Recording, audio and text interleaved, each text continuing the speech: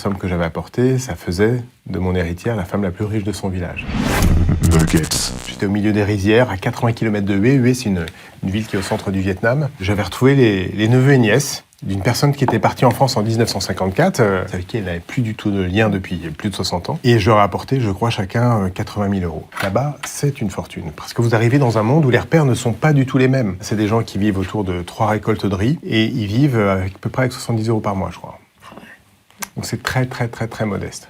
C'est des gens qui n'étaient jamais allés à la ville, qui est à 80 km, des gens qui n'avaient jamais eu de compte bancaire. Ils voulaient que je donne tout au prêtre local. Oh non, mais c'est Alors, d'un point de vue de la sécurité juridique, c'est peut-être très honnête, mais nous, on ne fait pas ce genre de choses. Donc, il a fallu leur ouvrir un compte bancaire pour qu'ils puissent toucher leur héritage. Et alors, je leur ai demandé, mais qu'est-ce que vous allez faire avec cette nouvelle fortune? Ils m'ont tous répondu la même chose. On va acheter une vache.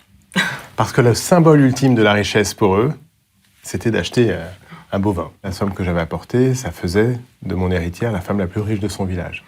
On n'imagine pas, avec des sommes qui pour nous sont pas si énormes que ça. Mais tout est relatif.